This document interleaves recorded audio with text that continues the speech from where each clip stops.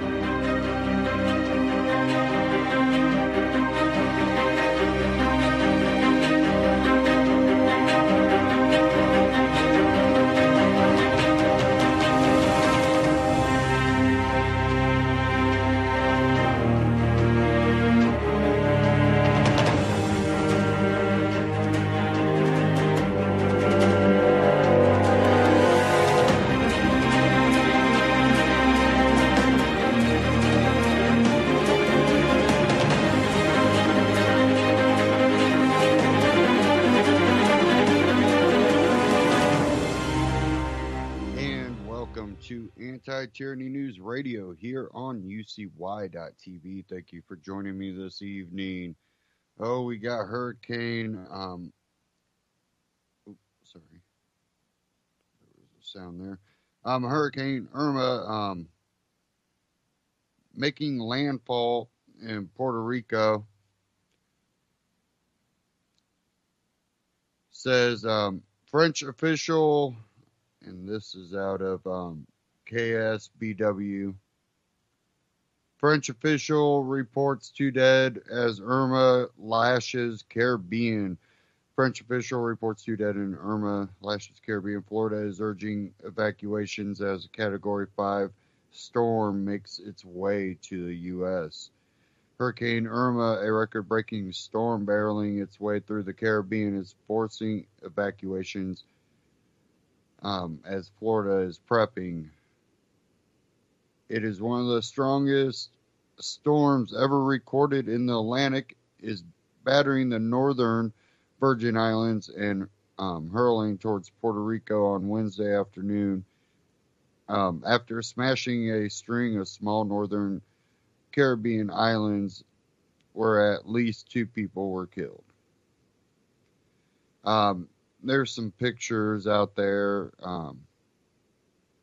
and some video. It's definitely wiping out these small islands.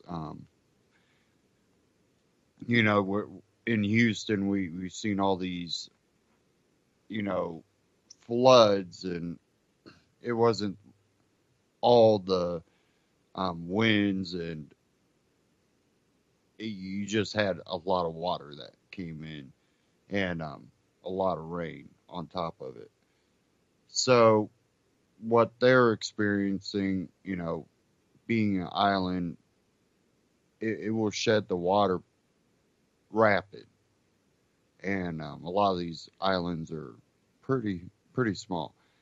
So they don't have a long-term, 4 week of flooding, 2 weeks of flooding. What they're having is basically just kind of a washing away of everything.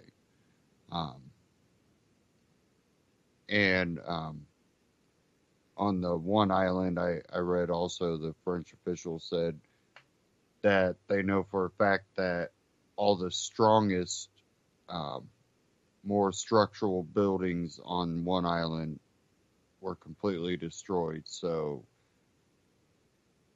the most structurally sound buildings have been wiped out. So that kind of lets you know. Also, weather stations that were in the path of this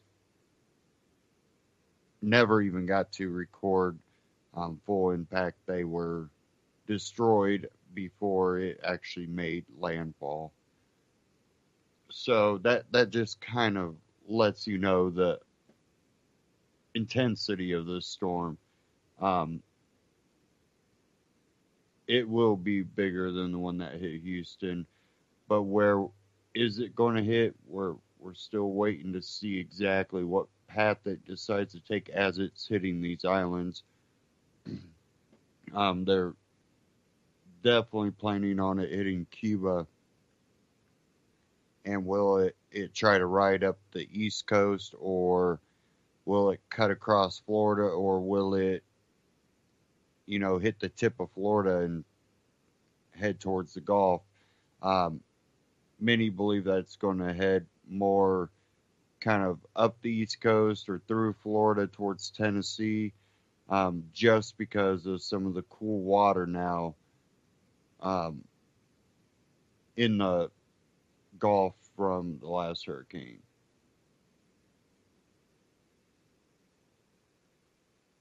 And if I can find this article here, I'll get to it. Um, this one from the Libertarian Republic, and it's in category abuse of authority, headline news. Virgin Islands allows National Guard to seize guns ammo ahead of Hurricane Irma. U.S. Virgin Islands Governor Kenneth Mapp signed an emergency order allowing the seizure of private guns, ammunition, explosives, and property the National Guard may need to respond to Hurricane Irma. Mapp signed the order Monday in preparation for Hurricane Irma. The order allows the Adjutant General of the Virgin Islands to seize private property they believe necessary to protect the island, subject to approval by the territory's Justice Department. Mapp issued an emergency declaration Tuesday and mobilized National Guard units to prepare for the massive storm. This is not an opportunity to go outside and try to have fun with a hurricane, Mapp said. It's not time to get on a surfboard. Irma strengthened to a Category 5 storm Tuesday, with wind gusts hitting 175 miles an hour. Irma's eye is expected to pass just north of the heart of the U.S. Virgin Islands on Wednesday and bring 4 to 8 inches of rain and 60-mile-per-hour wind gusts.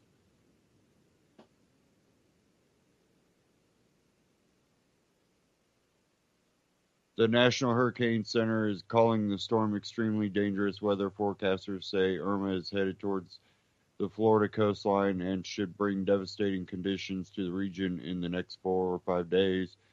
GOP Florida Governor Rick Scott and Puerto Rico Governor Ricardo Rossello both declared states of emergencies, and in anticipation of Irma, Scott said President Donald Trump offered the full resources of the federal government as Floridians prepare for Hurricane Irma. Excuse me. Irma comes more than 1 week after Hurricane Harvey brought devastating floods to the greater Houston area. And there on that article on the Libertarian Republic, they do have a link to the PDF that the Daily Caller put out, the Virgin Islands Emergency Order. So you can click that and actually go read the actual order. Again, that was from the Libertarian Republic. So, hopefully we see, the outpouring for these people, again, neighbor taking care of neighbor. I think we will. I think this tends to be human nature, that we stop bickering about the BS, and we do become almost, in a way, that libertarian society. People are like, oh, you don't have your utopia, there's looting and all. Okay, the libertarian's not a utopia. It's a belief, that there's no, king or a ruler. That basic morals and,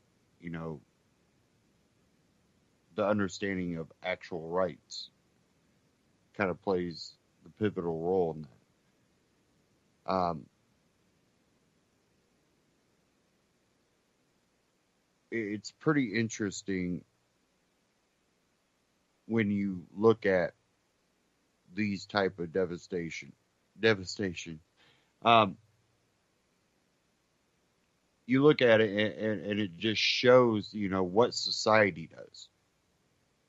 And we've seen instances where the government comes in and goes, we got control of this. You can't do anything without our approval. And they get in the way. They muck everything up. They take forever to get things done. But when the people are able, and I think Houston was able to do this in the way they did it, for the simple fact that the problem was so huge. It was so out of control. So they had to let people come in and, help do the work and rescue people. And they couldn't go, oh, we'll take care of it all. Nor I think they would want to do that. This is Texas we're talking about too. So I think it was a, lack of a better term, perfect storm for that libertarian, just you take care of it yourself. You don't ask other people, the government to come in and take from one person and give to you. They're going to give to you. When you need help, the help is usually there. That's been proven through history. Governments always like to take the credit for a lot of things that they came in after the fact.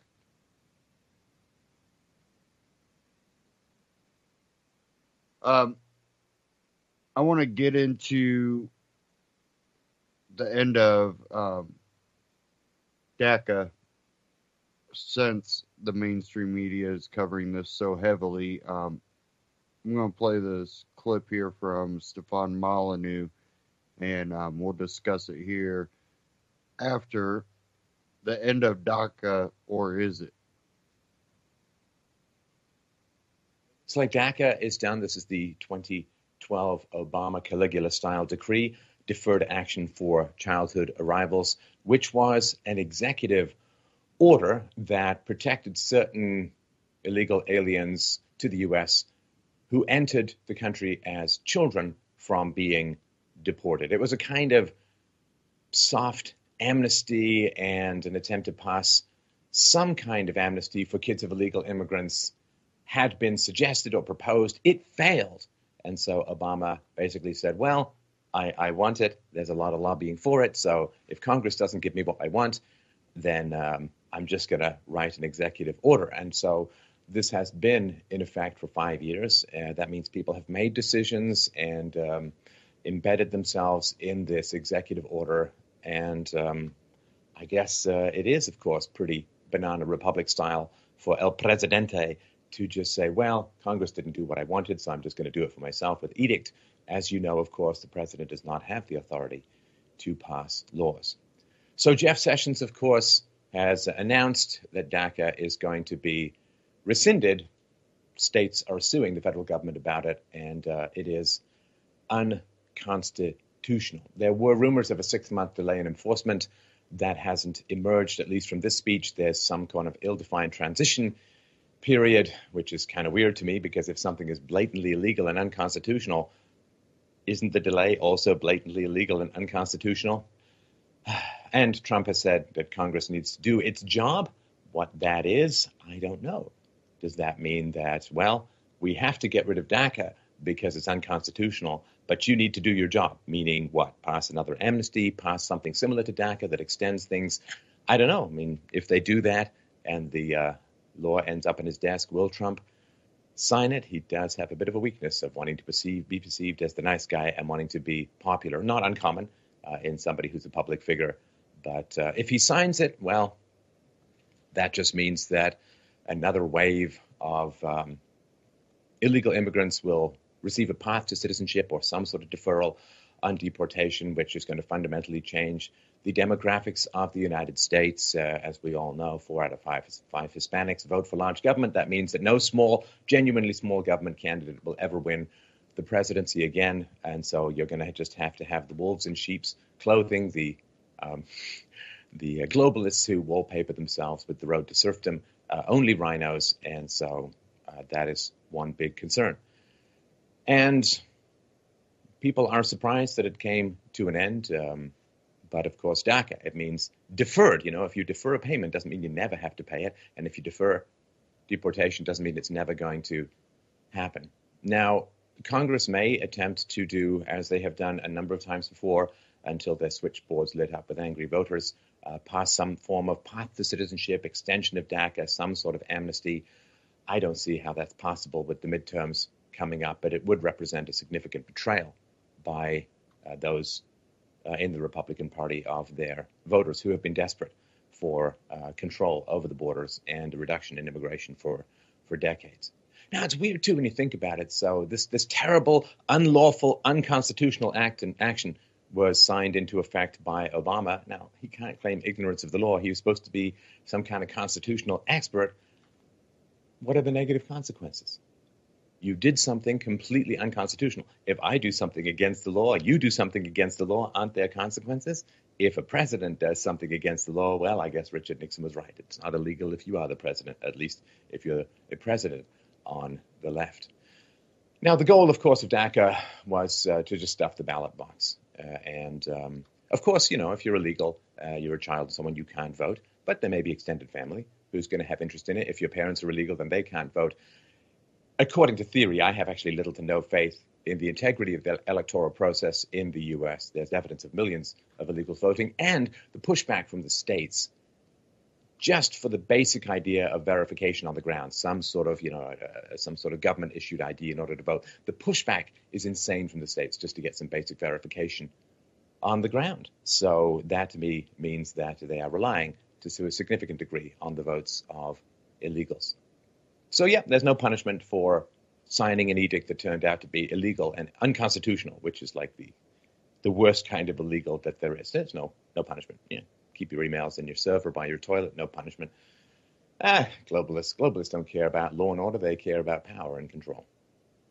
So the 800,000 or so people who are covered under this DACA executive order, just rescinded, the argument is, of course, and it's very much a consequentialist argument, but they're really good for the economy, you see. They're good for the economy. They stimulate demand. They spend money and so on. I got to tell you, the Mexican government is as hungry for income as every other government. If these people were so economically productive that they produced double or triple or 5 times in taxes than they consumed in services, there already would be a wall. It would have been built by Mexico to keep such productive tax livestock within the country. The fact that Mexico lets them cross, the fact that Mexico in the past has published pamphlets giving people instructions on how to cross and what to do if they're caught, means that I think the Mexican government is very keen to have these people illegal immigrants as a whole, not in Mexico.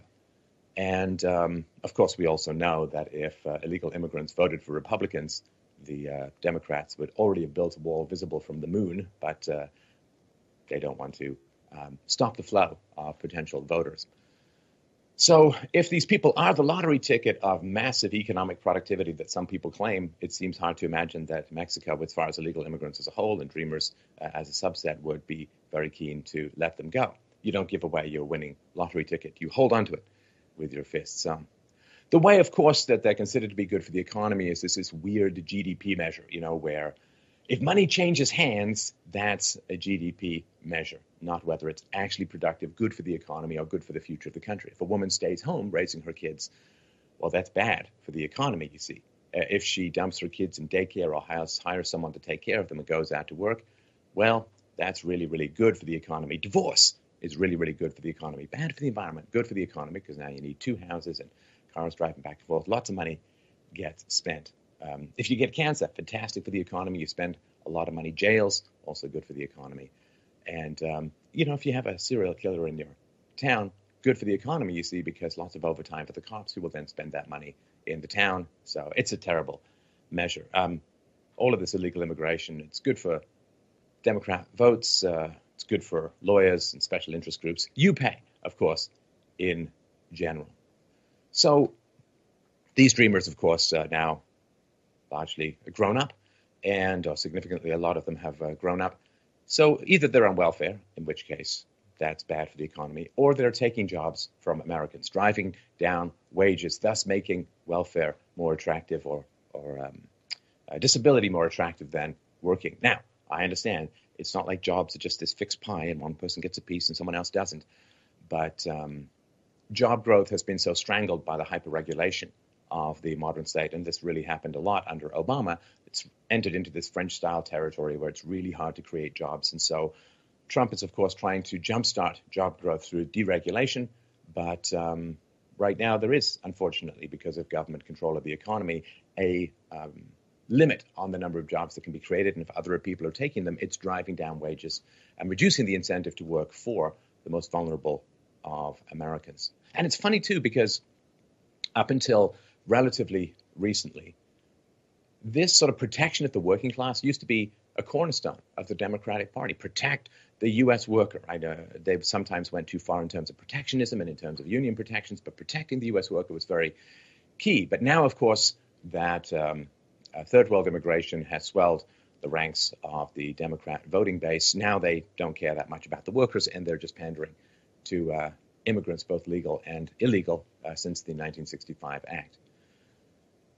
And so this is a real mess, and it's hard to know exactly what's going to happen. We'll certainly keep on it, but I will say this, that in general, there's a principle in law, in common law, fruit of the poisonous tree. It means if you steal $1 million from the bank and you give that $1 million to your children, they don't get to keep it, right? That the fruits of a crime are tainted by the crime and must be returned to their lawful owner, the fruit of the poisonous tree. And citizenship, of course, is just another value. And so the idea, this is true for birthright, citizenship, and the deferral. I know it's not citizenship, but the deferral under DACA. If stuff is obtained illegally, how can it be transferred and become legal? That is, to me, a very strange concept. It doesn't really show up anywhere else except in Democratic talking points regarding immigration. And this whole immigration thing, it's so incomprehensible as a whole. I mean, phone up embassies around the world and ask how you gain citizenship in other people's countries. It is a huge lower intestine navigation of a Mobius strip. It is just crazy blizzards of, Robert De Niro eating paperwork that is required to go get a citizenship in another country, except in the West. Except you can just wander across borders and at least get a chance to stay. And it's nowhere else. I mean, just imagine a bunch of whites go down to Mexico, demanding free healthcare, free education, welfare. They wave their American flags in Mexico, sing the American national anthem all the time. And if they don't get what they want when they want it from the Mexican government, they're going to attack cops, they're going to block traffic, they're going to riot and threaten and then end up suing the Mexican government. Can you imagine what the Mexican government would do to such people? Now, of course, in Cuck Planet Fantastico, there is a GOP politician who's making the argument kids should not be guilty for the actions of their parents. They should not be morally responsible for the actions of their parents. Well, okay, sure. You don't, like if you've got some guy who scams a bunch of investors, then the kids shouldn't go to jail, but that doesn't mean that the kids get to keep the proceeds of that crime, work permits or continuation of status in a country. And the idea kids are not responsible for the moral choices of their parents, well, I guess he's never heard of the national debt or whites being blamed for slavery. So it is I want to point out that this is a really heartbreaking and terrible and horrible situation. It's an ugly mess, which is exactly why it should never have been an executive order in the first place. So there are people who are going to face real challenges from this. And I sympathize. I think it's absolutely terrible. And they should be angry. They should be angry at their parents for bringing them to a country illegally, or at least at the time. They should be mad at Obama for passing this legislation and allowing for a continuation of a fundamentally uncontinuable program. But the idea you're going to get mad at people who are attempting to restore the rule of law after the late Roman Empire style rules of Obama, well, if you don't have any rules, you don't have a country, you don't have a culture, you don't really have anything. And basically the U.S. has no money. I mean, the fact that Obama's going to say, sure, coming in, there'll be lots of welfare, 65,000 illegal immigrants graduate from high school every year in the United States. You've got tons of this stuff. There's no money. There's no money left in the West. It's all borrowed and credit and printed and made up fiat crap. So when people say, well, you should come in, we've got all this money, we'll spend it on you and you'll do really well, it's inviting people into an utterly unsustainable situation, which is incredibly, incredibly dangerous. Now, this idea that any sort of path to citizenship or any sort of continuation of DACA is going to do anything other than provoke more illegal immigration, I mean, it's ridiculous. Right? 1986, there was an Immigration Reform and Control Act. Ronald Reagan signed it in November of 86. It granted him amnesty to about 3 million illegal immigrants in the United States. And then the problem was solved forever. Of course not. What did the Reagan amnesty do? Well, it gave California to the Democrat Party forever. Now, he, of course, offered this up to the Dems in return for border controls and some sort of primitive E-Verify or employment verification program, which never came to pass, of course. So here are the incentives and consequences you need to understand. You have a rich country sitting on top of a poor country. And that's all feasible if you have no welfare state. You can have open borders or you can have a welfare state. You can't have both. Like you can pile gold in your house, but then you need an alarm system and you need a security guard and you need to at least lock your doors. Or if your house is worthless, like your outhouse, you don't need a lock on it at all.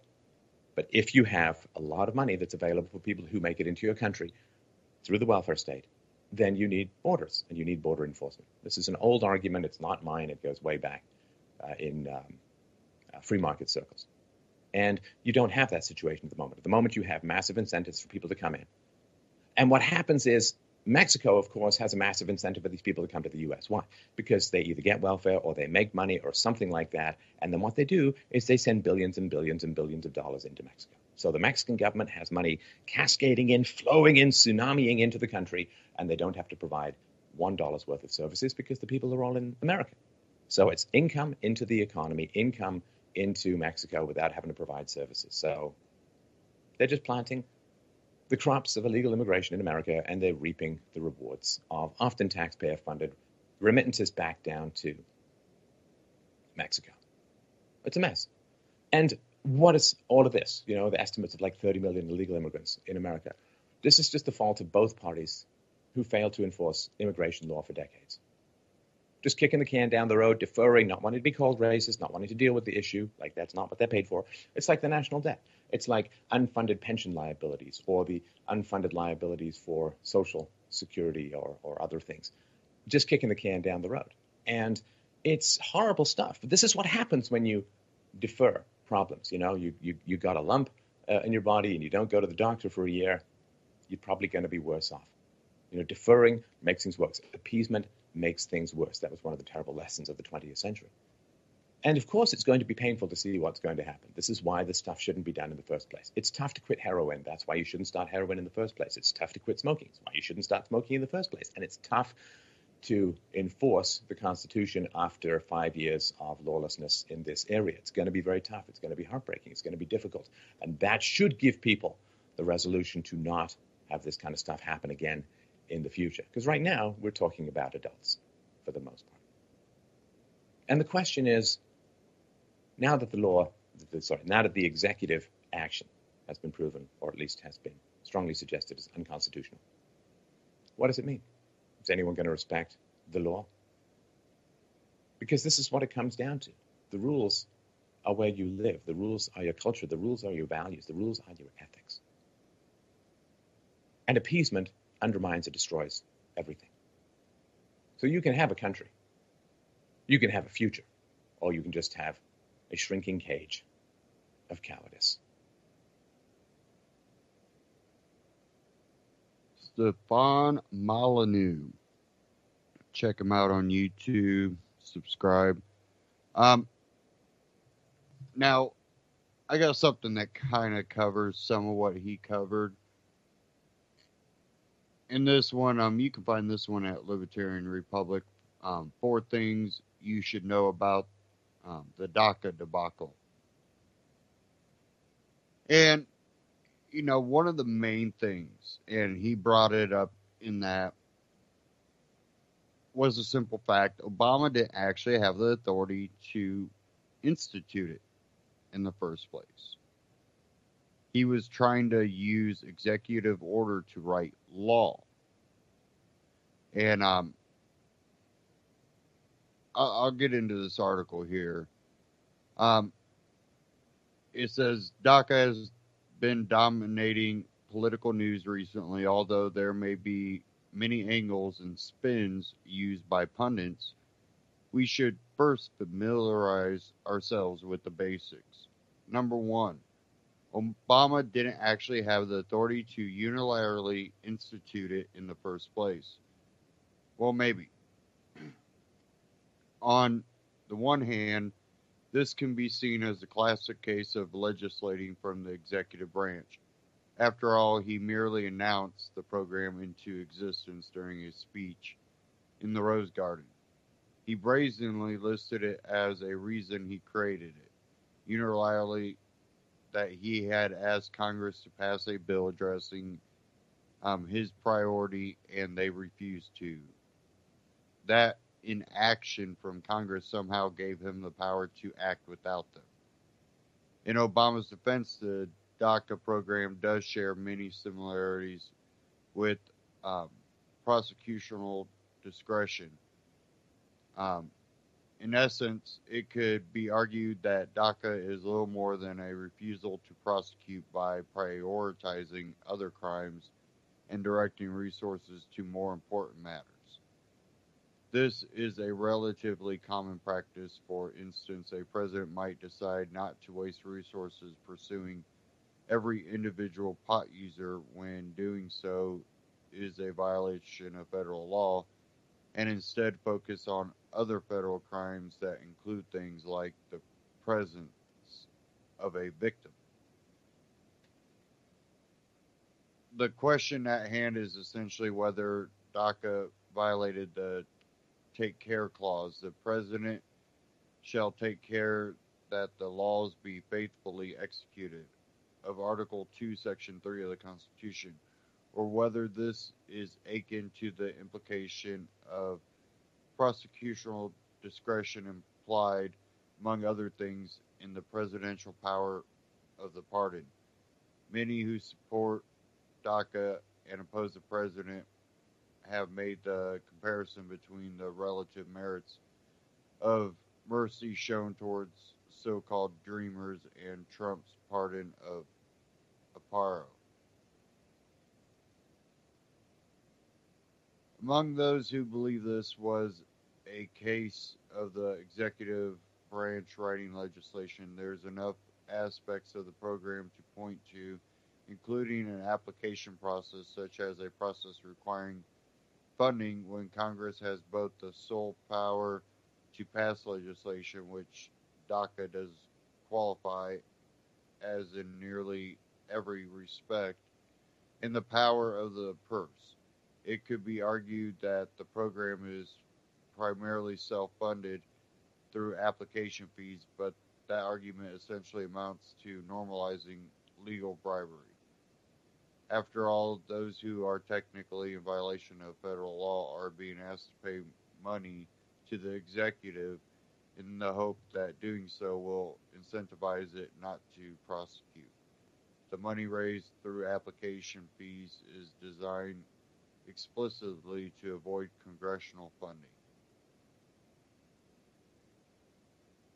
It may not be a settled or easy issue to determine whether Obama had the authority to create this program in the first place.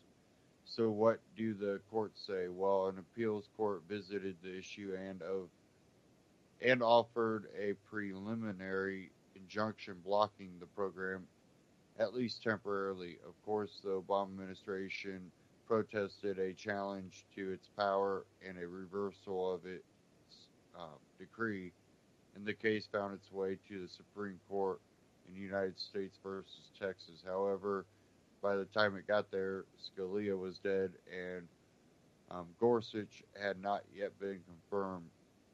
Supreme Court of the United States was split right up the middle in a deadlock 4-4 decision, which let the lower court ruling stand. After the trial by the lower court, there is a chance it'll end up back to the Supreme Court, where most expect Gorsuch to be the deciding vote, striking it down. Number two, however, in terms of policy desirability, it was better than what existed beforehand. It's hard to view DACA as such more than an extension of the birthright citizenship debate. As I understand the main competing arguments, one side says that children shouldn't be held responsible or culpable as a minor for being brought here when they had no real control over the decision themselves. The other side argues that such policies as birthright citizenship and, to a much lesser extent, programs like DACA designed to protect these children offer more incentive for non-citizen parents to choose illegal migration. Before even looking into the numbers that say what effect these policies actually have on immigration rates, the ways in which deportation punishes those who have only ever known our country, how even whether migration of families specifically is a negative or a net benefit to this country, or issues of law about who sets immigration policy. It seems the easy calculation is whether or not it's worth punishing children or adults brought here as children for the actions of their parents in order to make America a less attractive option for others who might come illegally. It's hard to view this as a hard choice to decide whether or not such a price is actually worth it. And that's even after the benefit of the doubt is given that such a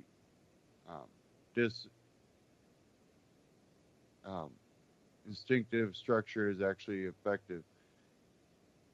Conservatives often make the case when it comes to issues related to welfare programs that the individual should be given more credit. That when welfare spending is excessive, it breeds dependency in those who could otherwise be self-sufficient. That a lack of non-potential but effort can be found in some who are caught in a system which effectively helps to keep them poor rather than aid in lifting them out of poverty by perverting the incentive structure that would naturally be present in society and the market. In effect, excessive welfare is seen to subsidize poverty rather than elevate or minimize it, precisely because individuals and non-government societal structures are more capable and they are given credit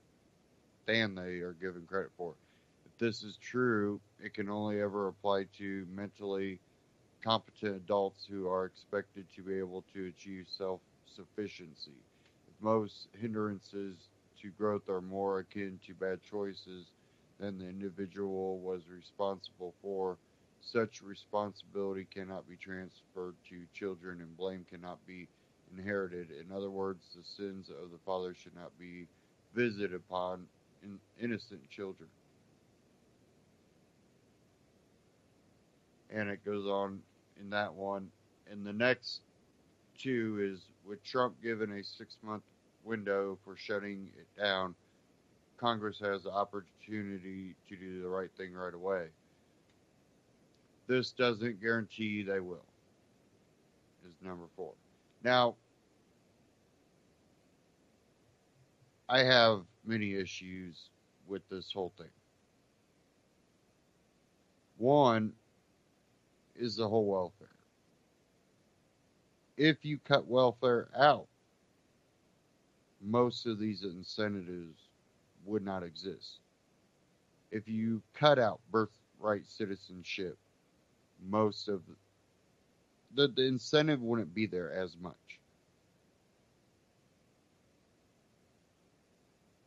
Because we do have people that come, they're willing to work hard, but we also have people that know, I can go here, get, have my kid here, and then I can basically get the health care I need. And, I wouldn't have a problem with that if someone was willing to support that, birth. But then they could support it in Mexico too.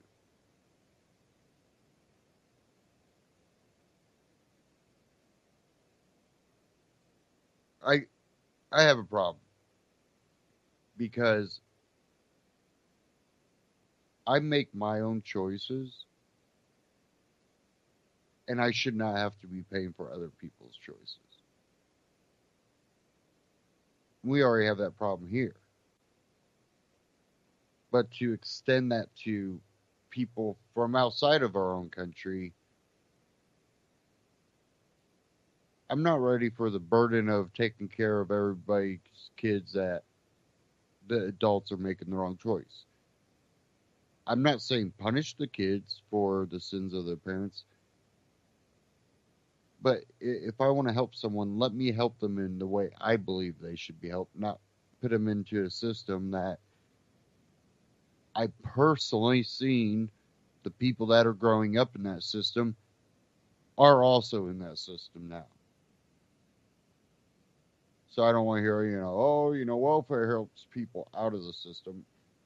It's raising multiple generations where I'm now seeing the kids of people that were a few grades ahead of me that are now turning, 18, 19 and talking about, I got to get food stamps and, got another baby on the. I'm like, okay, I know that the mother was also on food stamps when they had you, and their mother was on food stamps when they had her. Okay, this is now a trend. Not saying it happens to everyone. Not saying everyone does it, but I see a trend. To a point when I was looking for a job, I was constantly getting asked, did you apply for food stamps? Did you apply for food stamps? Like, no. Oh, you could get them. I don't want them. I work for my money. I don't want handouts. I don't like handouts. I'm that type of person.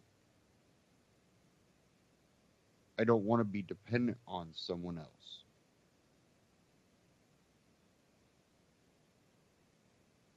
And dependency becomes a drug. Why would you work harder to make less? I don't dip in that fruit. So I don't know what more for free. Unless other than you having to check in with Big Daddy over there called government all the time. And I've known also people that they play the system. Because they grew up on food stamps. They never seen their parents work hard. And again, this is not everyone. There's a lot of friends that I cut off just because, they were friends back in, school, but I'm not going to surround my people or myself by people that don't want to, better themselves.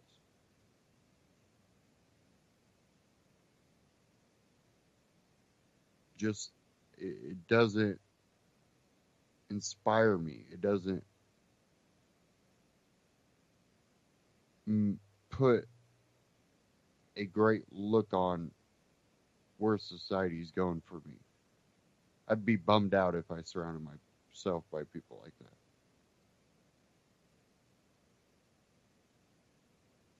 that. The friends I have around are people that are ambitious, creative, always thinking, how to better themselves, better their situation if they're not in the greatest situation. And when they get in a better situation, they try to prioritize moral happiness and, um, extent of energy. Some of them don't have a inkling to be rich. They want to be comfortable, and they're trying to play it smart and have money saved back. Not everything's on a credit card or a loan.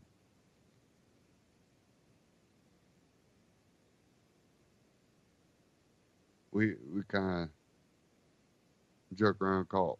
I do old school. I don't pay unless I have cash. Now for homes, it's kind of hard to do that. But like even vehicles, I save up money. I don't do car loan. I did that when I was young, and learned my lesson. Just I'm not going down that path again.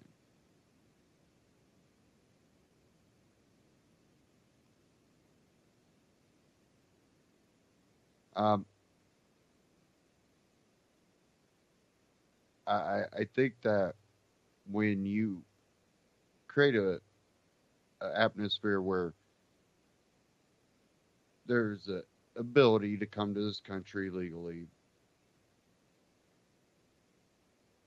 you either have to be sponsored or be able to provide for yourself. Can't be, broke, come walking across and expect to be given free housing, free food. Now, if someone wants to sponsor you or a church you can go to, guess what? If we just allowed the doors open and churches try to do that, they would be swarmed and would have to stop. And that's usually the argument why we shouldn't, you know, let private organizations deal with it. Why? Because they have the good heart that they actually wanted to do it for as many people as possible, but realize that when you give out free stuff, people just come and expect free stuff.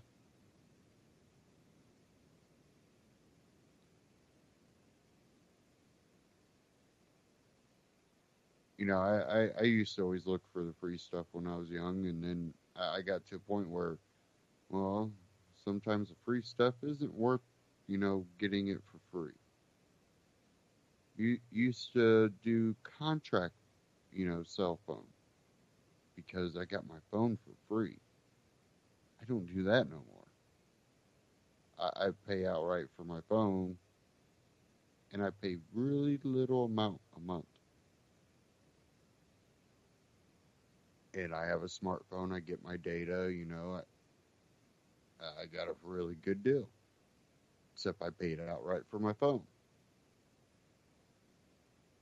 But guess what? I don't get those, overages, those little secret charges. I did that before. You find out why the phone's free because they'll get their money in the end. Things that are free come with a cost.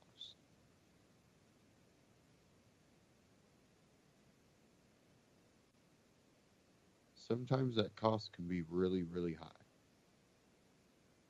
And the thing about it is,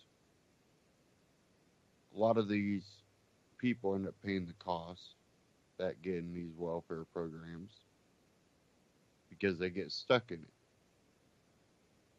Then you are also paying a cost because your money or the amount of debt that the country takes on becomes your problem because you're willing to work. You're willing not to take the benefits, but you, of course, keep paying your taxes.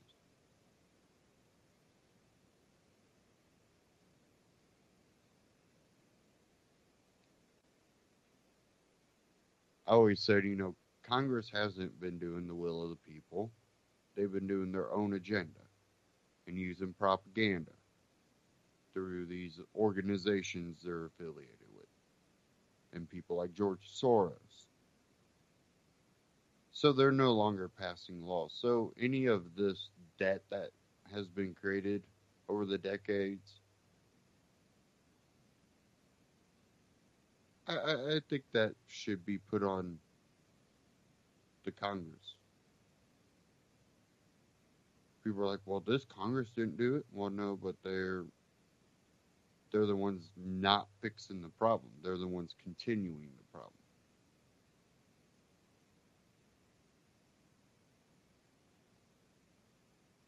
They've made this their problem.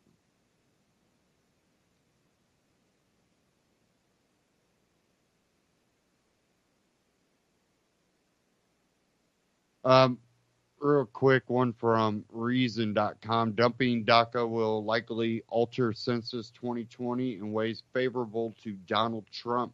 Today's controversial announcement by Attorney General Jeff Sessions that Trump administration in 6 months will um, rescind the Deferred Action on Childhood Arrivals program comes with a government information sharing follow up that could have wide ranging effects on immigrant communities cooperation or lack thereof with representatives from the state.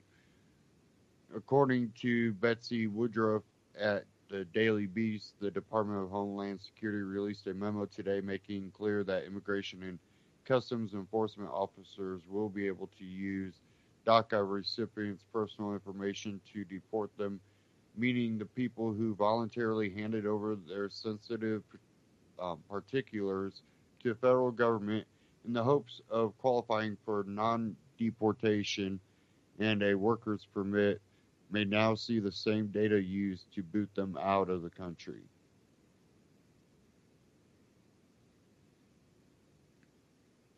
Information provided to the United States Citizenship and Immigration Services and DACA requests will not be proactively provided to Immigration and Custom Enforcement and Custom and Border Protection for the purpose of immigration enforcement proceedings unless the requester meets the criteria for the insurance of a notice to appear or referral to ICE under the criteria set forth in USCIS notice to appear guidance.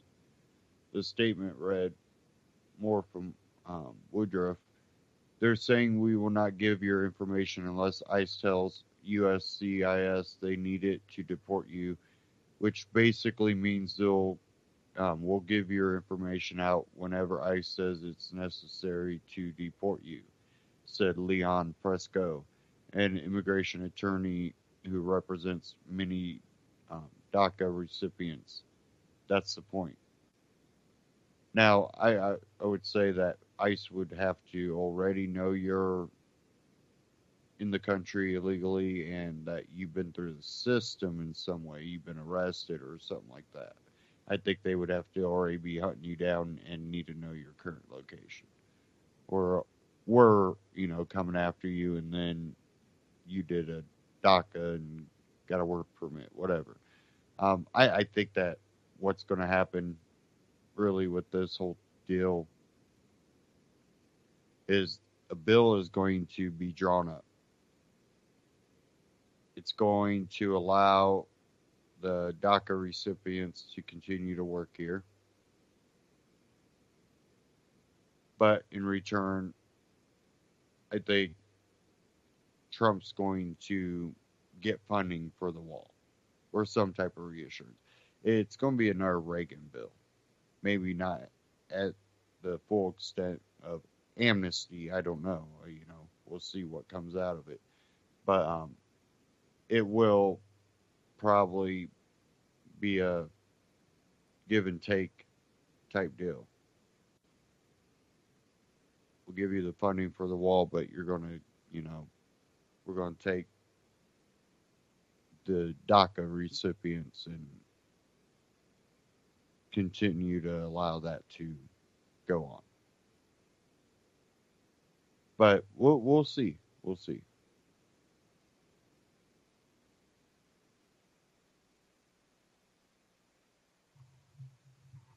Okay. Give me a second here.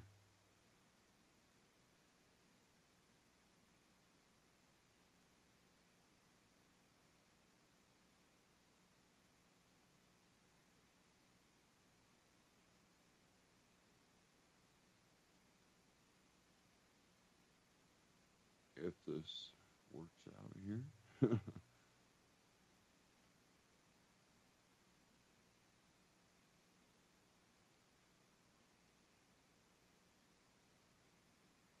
Maybe I should go liquid cooled sometime.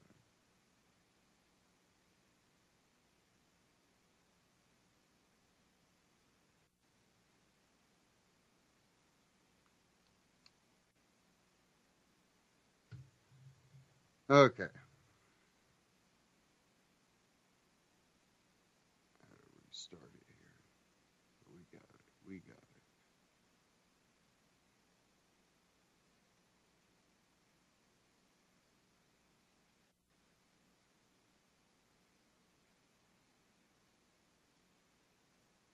I wanted to get into this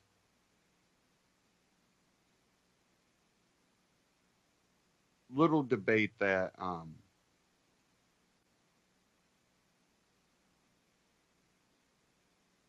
you know what type of debate this really is, but Marxism versus capitalism. And this was Lauren Southern with Stefan Molyneux. And with all the propaganda calling what we have right now capitalism, I think is disingenuous. What we have right now is corporatism, which is passed off as capitalism because, well, if you actually believe in free market capitalism, you might like capitalism a little bit. It allows you to gain wealth, and people that work harder tend to get more, but we know that to not be quite as true. Where corporatism, where they make it harder for you to do what they do, and it kind of ensures their ability to stay at the top. And there's when you talk, people are like, well, you talk about businesses and people fail all the time. I don't think the Rockefellers lost their money. I'm sure the Rothschilds are still rich. The Queen of England, the monarchy there, they've held on to theirs. Laws and extremely large corporations, you tend to see, the people at the very, very, very top, the people behind the shadows, they don't get hurt. It's the people in the public eye that you see disappear, new people put in, just kind of like our government. Same thing happens, just new people get put in after old people get taken out. But we also have the alt-left pushing, Marxism and communism, which they want a Marxist society with a communistic government, and they're against fascists. Well, guess what? You both are pretty close on the spectrum of freedom and no freedom. And you're closer to no freedom under both. So I'm not going to play this whole thing, but I do want to play part of it and discuss it. And then I also have a little economic news I want to cover before the end of the broadcast. So I want to hurry up and dive into this before we get too late into this hour. So here we go. Marxism versus capitalism with Lauren Southern and Stefan Molyneux.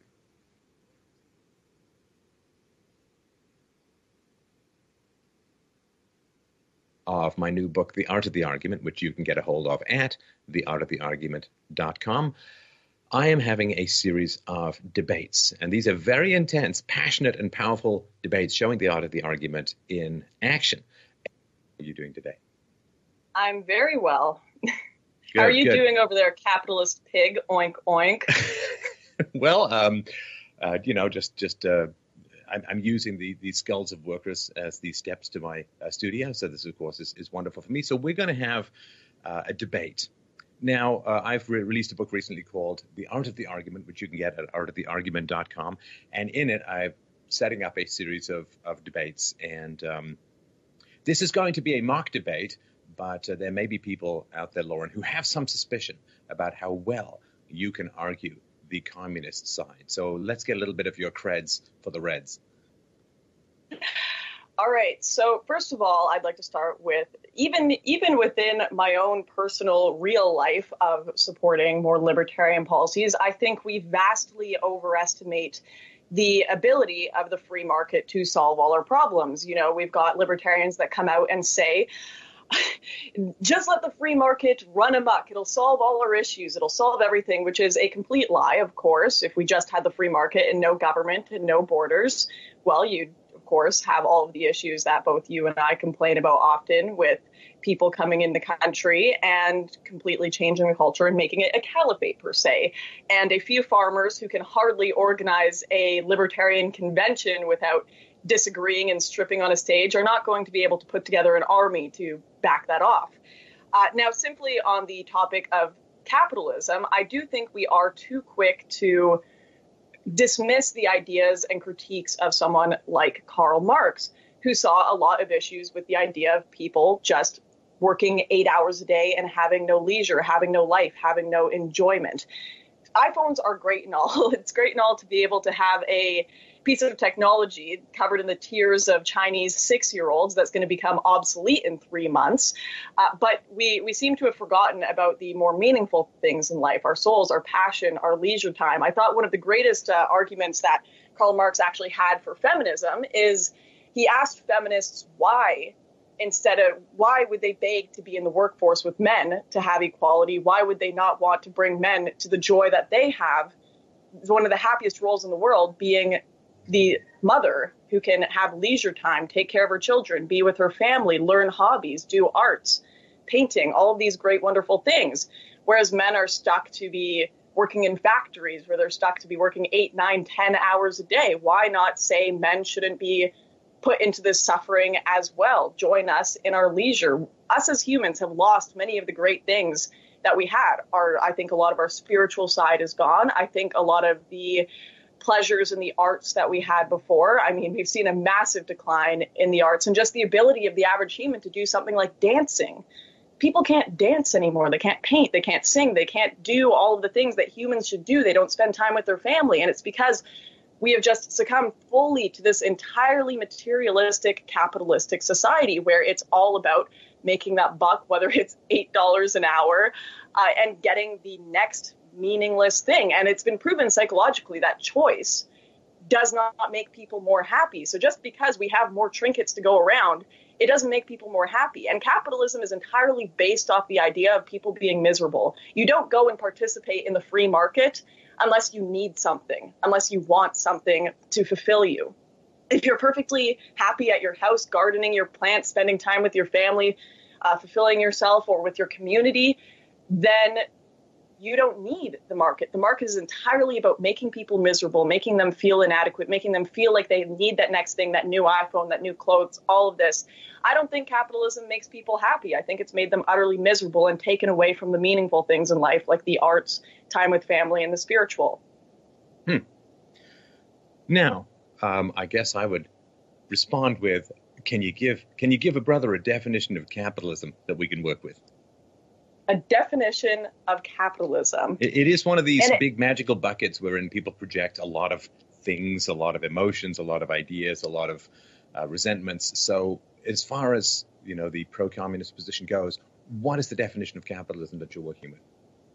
Well, I think like communism and like Marxism, capitalism also has been given a bad rap by wrongful kind of perceptions of it. We haven't really had real capitalism in the West in a long time, that's for sure, which is why I would consider capitalism just as utopian of an idea as perfect communism, because no matter what happens, the capitalists and the people who are the powerful, whether they be in government or in the markets, they will work together and coerce. So the capitalism we have now obviously is crony capitalism, where you have people in the markets working with the government. But even simply the idea of just the totally free market, completely unregulated, I am arguing against that. Capitalism, just the free trade of goods between people. Right. Now, you started off with a critique of culture. Yeah. Do you think that government schools have a fair amount to do with how people turn out? I mean, the governments get children, sometimes from, I don't know, 8 minutes after they get out of the womb and so on, but they get, from pre-K to kindergarten to primary school and junior high and high school and so on, and then sometimes off all the way to university. So government schools are run on a socialistic principle. From each according to their ability, those who pay taxes, particularly property taxes, go to fund schools, which then shape the hearts, minds, and perhaps, as you described, soullessness of the children. So it seems to me that if you're going to start critiquing people's spiritual malaises, would you not think that it is, say, the first 15 years of their fairly full-time government indoctrination that might have something to do with how they turn out, and a little bit less an ad that they see somewhere on a website for an iPhone? Well, actually, I think one of the biggest problems with schools is they are based and built off of the capitalist system, especially during the Industrial Revolution when schools came about. They were entirely built off the idea of you go into your class and the bell rings, then you go and have your lunch, then you go into your next class, very menial things you do. Everyone knows that modern schooling is based off the factory work setting. I think most communists and Marxists would agree that we need a complete revitalization of our schooling to be a place of more arts and culture, and that it is this capitalist-based system that we have schools teaching you to be a factory worker, teaching you to go entirely into the capitalist system and not to be creative and think on your own. One day you could be a poet, one day you could be a hunter, one day you could be all these different things. We don't have that in schooling now. We just have this entire indoctrination. And this is the thing as well.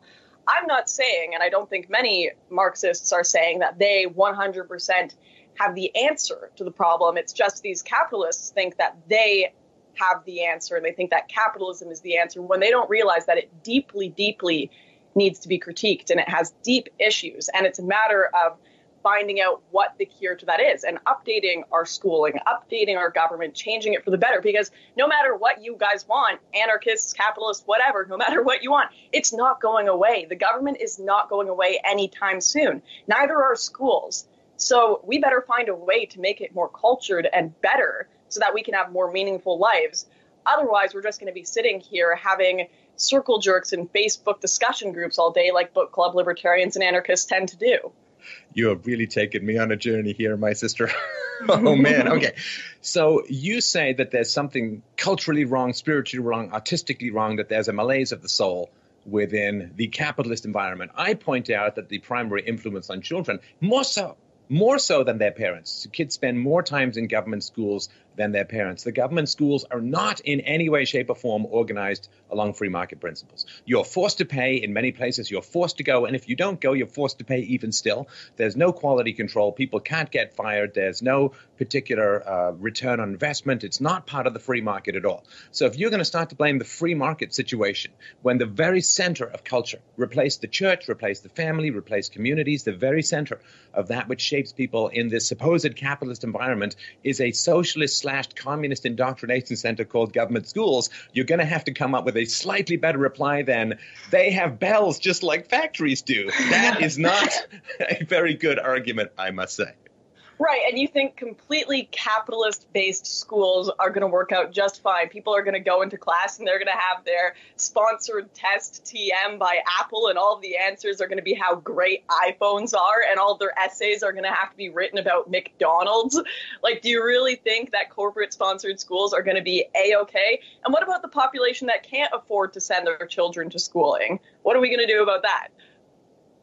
Oh, so do you care about people who can't educate their children? Do you care about those people?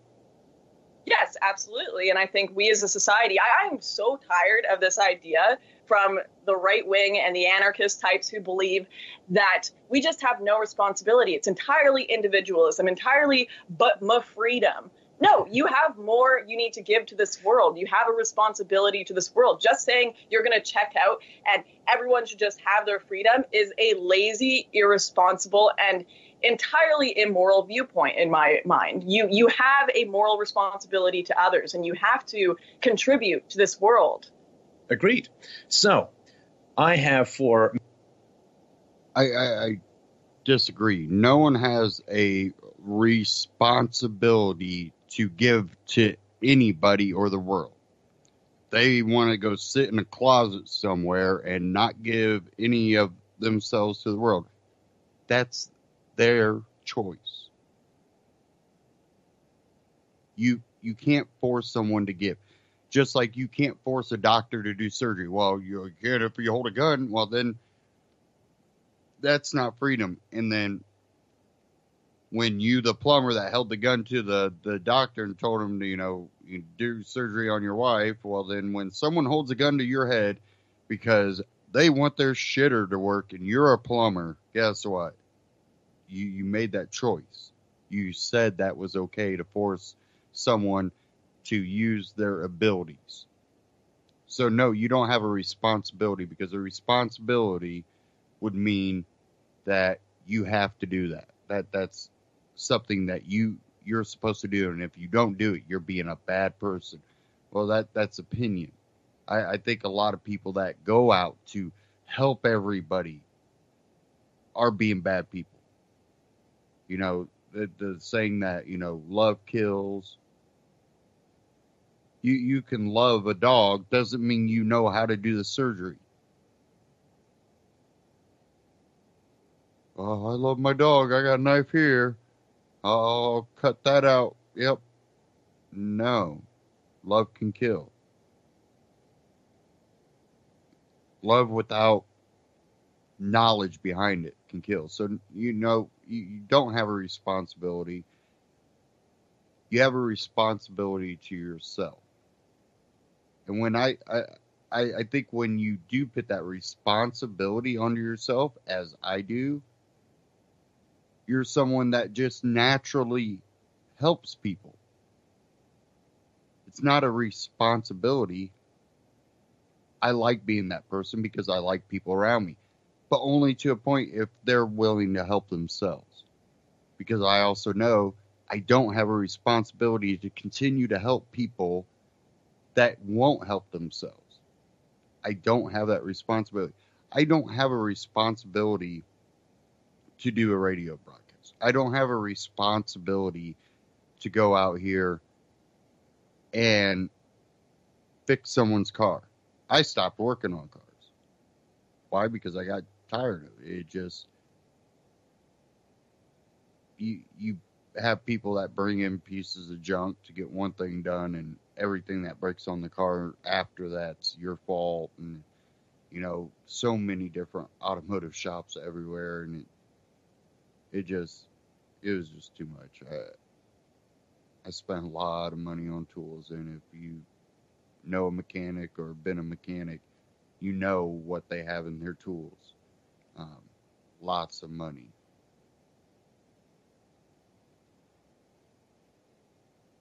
But if I see someone broke down on the side of the road, I don't have a responsibility for. Sometimes I can't, even though I know how to work on a car, because the resources are out there that they can get the help they need. But if I have the ability, if I have tools on me, I'll probably pull over and see if I can help them.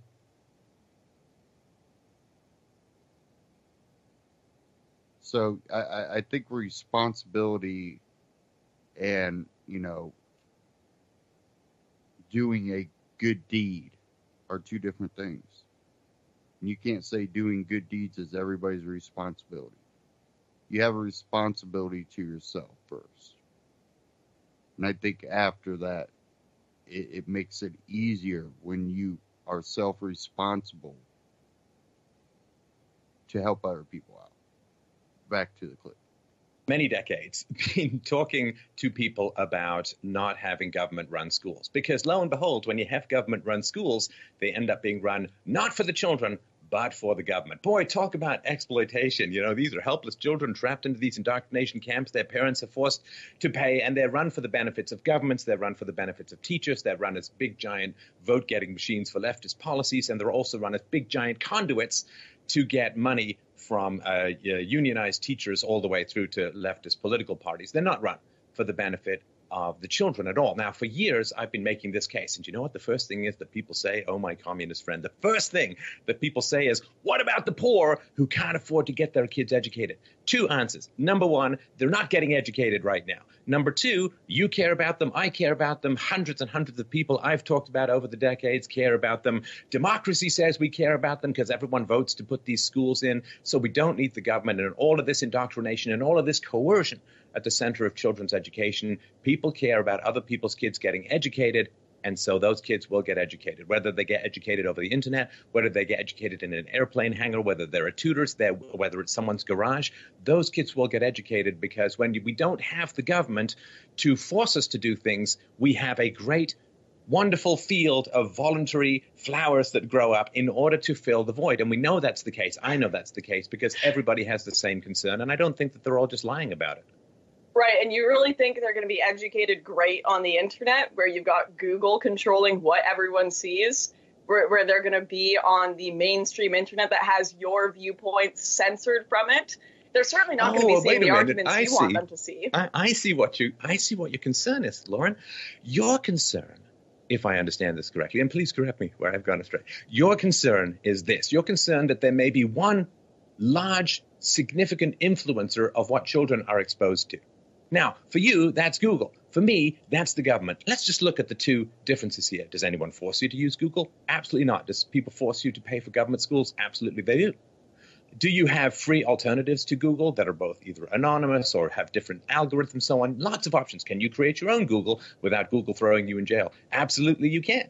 Compare that to government schools where it's often a single curriculum, politically motivated, you're forced to pay, it's very hard to put out competition. And this idea that I'm concerned Google's going to have a monopoly on information, that's government schools right there. If your concern is monopoly, forget about Google. It's infinitely more benevolent than your forced pay-to-play government education camps. I think you're extremely naive to think that private schools would be any better at not serving just leftist doctrine than public schools. In fact, I did go to a private school when I was younger, and my parents switched me out of that school because it gave us entirely leftist doctrine, and they figured better not just pay for it, might as well get it for free. They started giving out communist distribution of the any candy that was won in games, any sports games. Everything was distributed with participation trophies and everything because that's where the culture went, Stefan. It doesn't matter what you think the free market is going to teach your kids. Where the culture is going is matters. And capitalism has destroyed our culture. It has made it entirely consumeristic. It has made it entirely based on materialism and making everyone feel good. You may think that the whole feel-good doctrine is coming from the government, but where are you seeing it come from? You're seeing private companies push it. You're seeing private companies and magazines and papers and thinkers all push this idea. I was pulled out of private schooling because the people that go into education tend to be left-wing. So my parents figured, better not pay for it, might as well get it for free. You're thinking that it would change if it were private. Hang on a second. I'd like to cover only 12 points before I get to respond to them, because otherwise I can't hold that much in my head. All right. So first of all, look at that. Your parents did not like what you were being taught in a private school. And look at that. They didn't have to fund it. They didn't have to pay for it. They had the choice to opt out. That's number one. So that's good. They voted with their dollars. And if enough people found it unpleasant or negative or destructive, they would vote with their dollars. Number one. Number two, of course, these private schools generally have to conform to government educational standards. And therefore, they're not really operating in the free market. Number three is that a lot of these people who run these schools with themselves educated in government schools, and I'm going to count higher education, particularly in Canada, but in other places as well, as largely a government-run and government-controlled entity. You do pay a little bit of your tuition, but they run pretty much according to government regulations and government union contracts. So this is not a free market situation, but what you're saying is your parents did not like the quality of what was being provided, and therefore they could withdraw their financial support. But that is what I'm talking about. Having that choice, having that option is so important, because there's no single person who knows how education should be run. Not you, not me, not some giant Borg brain, Alan Parsons, eye in the sky, phantasmagorical brain. I want to also point out that why she had the option, because her parents had the money, she was able to go to the private school.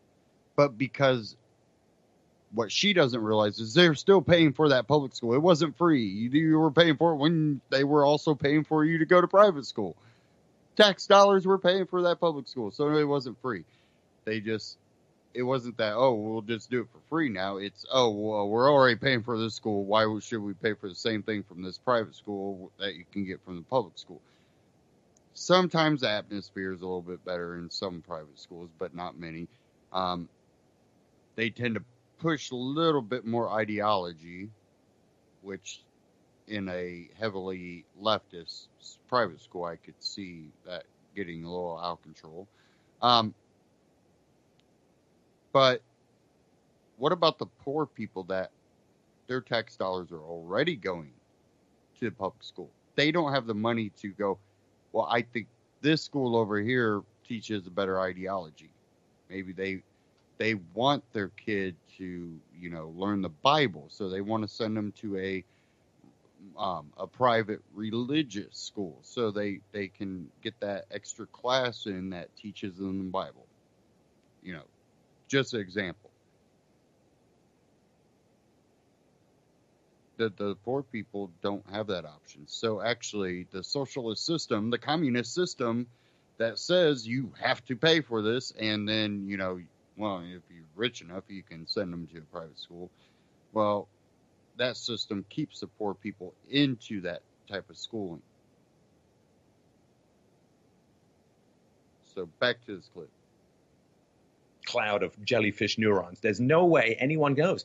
There needs to be constant experimentation. There needs to be constant innovation to find out the best way. I don't know if school is the best way for kids to get it. I know that 150 years ago, when there was still somewhat of a free market in schools, you had a bunch of kids all sitting in a row, and you had a teacher with a blackboard. Now, massive upgrade, it's a teacher with a whiteboard. What's changed? Very little.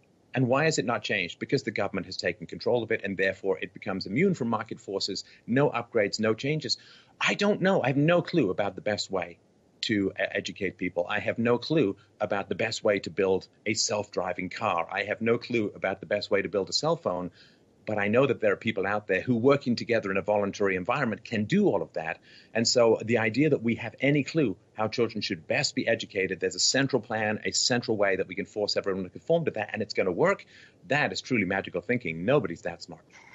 So it seems I've recognized my mistake a little too late here, but I've let you take me on your little magical path of talking about private schooling because it's easy turf for you, when Marxism isn't about private schooling, and it's not even about having a large government. It's about the workers' rights and the individual's rights. And in fact, at the end phase of Marxism, there is no government, just community. So I think we need to go and take a few steps back here. And for you, like I defined capitalism, I think you need to define Marxism for me.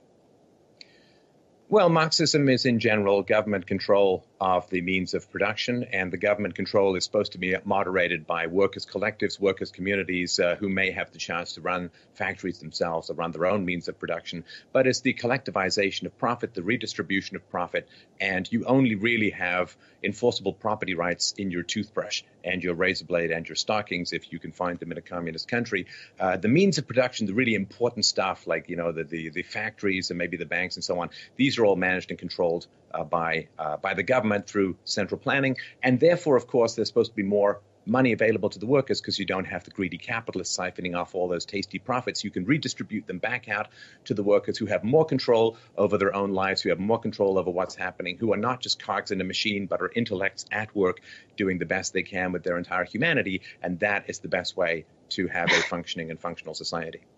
Right. For someone else's profit. They're doing the best that they can, not for their own satisfaction or for their own profit, but so someone else can exploit them. No, but in communism, they would be doing it. They would all get to keep and share that profit. That wouldn't be the capitalist siphoning it off. Right, but they wouldn't be alienated from their work. I want to ask you just entirely, aside from what we were just talking about, do you think that today people are happier? And do you think that people feel somewhat alienated from the work that they do? Do you think that they feel, since the Industrial Revolution, the craftsman who created a beautiful chair and took it and sold it to his neighbor for corn or whatever food, that pure capitalist, I made something that I care about and I believe in, and I'm going to trade it for goods with someone else, that doesn't exist anymore since the Industrial Revolution. People are simply cogs in a large machine and numbers on a checkboard. They feel alienated, and I'd like to hear you at least admit that. First of all, I just wanted to point out, Lauren, this will make an excellent audition tape for CNN. I just wanted to point that out. We'll stitch all this together and keep that going. So as far as alienation goes, so, I mean, I understand the argument that you used to make a chair from soup to nuts, like from the very beginning all the way to the end, you'd get the wood, you'd cut it down, you'd put it all together, you'd polish it, you'd deliver it and so on. And therefore you had a full chair. And now you're like bolting on one leg, bolting on one leg, bolting on one leg and so on. Now, as far as whether that's good or bad, I don't know. Some people prefer to space out at work. I mean, you've known them, I've known them. We've both had boring jobs in our day. Fortunately, today is not one of them. But we both had boring jobs in our day. And there are some people who's like, yeah, I go to work, I completely space out, I listen to my 10cc album on my headphones, and then I just go home. I live to work. I don't No one work. enjoys that. They tolerate that, and no one pretending someone enjoys that is ridiculous. That is a meaningless existence, and people do that for 8 hours a day for their whole life. Just because you got lucky and got an amazing job where you got to do what you love doesn't mean that the other 90% of the population gets to do that. They are exploited by the big guys who run all the places they can work, who control the money that they can have, who control the goods that they can have. And they don't have a choice but to work some bullshit job that they're going to hate and is going to suck the life force out of them, and then to participate in a system that is so overabundant with goods that nothing is meaningful anymore. Nothing has value. No one has a purpose. They are simply a cog that a machine is going to replace one day. No one has purpose, and the goods they are buying have no purpose anymore. Yeah, listen, I mean, there's still room for the craftspeople. You know, I go to country fairs and people make crap out of beeswax. I don't even know what the hell it's all about. Like they make bird shelters, they make mailboxes out of, I don't know, bones of warthogs. I mean, lots of they make their own jewelry, soup to nuts. There's lots of room for individual craftspeople still within the society. But, you know, here's the challenge. And the challenge occurs to some degree with an ever-increasing population, which is if you go to build your own chair from the beginning to the end, you know, maybe you sell that chair for, I don't know, $50, and it takes you a whole day to do it. Okay, so you've got some cost of materials and so on. Let's say you clear $30 out of your day. Now, if you are willing to go and just screw the leg of the chair in over to go, and you rotate out, people don't just stay on the same job the whole time, then you can get $100 or $200 a day instead, because it's just more efficient to have one person work on one part of it, to have people, because they tried this back in the day. Henry Ford originally had people swarming the Model T and just creating it back in the 20s, right? The first mass-produced car, the first mass-produced vehicle. He had people all swarm the car, and it was really inefficient. And what he then found, he put it on the assembly line. You put it on the conveyor belt and people do their little bit and then they cycle around, they move along. It's just a much more efficient way. And I don't know whether people should give up extra money in order to have a more fulfilling job, or whether they are willing to do a job that's more boring in return for double the pay, which is kind of what happens when you have that kind of efficiency. I can't make that decision for people. That is everybody's individual conscience to do. I can't tell people what's right or wrong. If people want more money and less fulfillment at work, I'm not going to point a gun to them and say, nope, you can't do it. Some people will make that choice, and that's fine. You know what's cheaper than one guy screwing in that leg in the chair and having an utterly meaningless existence? Some child in the third world whose parents will sell them to a factory to work for 2 cents a day. Or what's cheaper than that? A freaking machine that'll replace all of us in our work. We literally have no purpose. Do you know what happens when people have no purpose in society, Sven? That's when violence increases. That's when war happens. It is for the better of society that people have a place in this world. And you know what's even better than just a machine doing people's jobs? It's AI. AI is significantly better than us doing any jobs at all. And you know what they say? People like Putin and Elon Musk are saying the person who creates AI first is going to be running the world. And if that's a private company, God help us. God help us, because we're not going to have any purpose at all anymore. We're going to have nothing. We're going to be entirely under control of a corporation that has the smartest, most intelligent creature, basically a god on this earth. I want to point out that it's been a lot of people from the left that have created this AI. They're creating all these AI. Well, it's good to have that AI on your phone. You can ask your phone stuff, and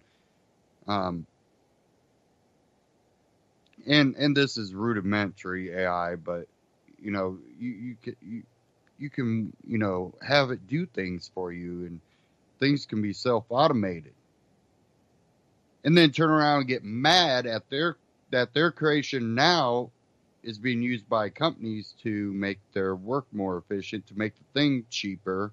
So now that what should be a phone for a lot cheaper price, more people can afford, so they'll have the AI on their phone that can help them do things. But then at the same time, they lose their job.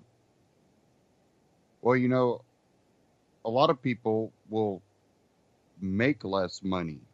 A lot of people have made less money doing talk shows, YouTube programs, have given up their jobs to do this type of stuff. You don't need government to tell you to do that, or government to stop you from going, I'm done not making the money. I want to go make a lot of money. I'm going to go work 2 jobs. I'm going to work 60 hours a week. I'm going to do that for 5 years. Bank me up some money, maybe start my own thing. It's a lot of these arguments are kind of naive, I believe. But back to this. We're going to be entirely under the control of a machine. Is that the idea? The machine is going to be big and armed and controlled, and is going to make us stand in bread lines because it wants the bread for its own consumption. I'm not quite sure how this plays out in anything other than a paranoid science fiction fantasy scenario. Well, all of the people that are well versed in this, like Musk and such, are saying it's a much bigger threat than even North Korea is right now. I mean, the only reason a lion that is more powerful than most of us is afraid of us is because of our intellect. That's the only reason lions are more afraid of us. And what's next? The only thing we should be afraid of is things that are more smart than us, and that's AI. And that's why all the people that are into this, that are intelligent, that know what they're talking about, are saying AI is one of the biggest threats, especially if it gets in the hand of people who only have profit as an interest and not the common goal of the people. So your concern is there might be a central agency that would have direct control over the means of production. In other words, you have a science fiction fantasy fear of something that continually manifests itself in actual real communist countries. I'll take the historical 94 million graves as a warning over the future Skynet death of humanity, Borg brain of infinite intelligence by computers.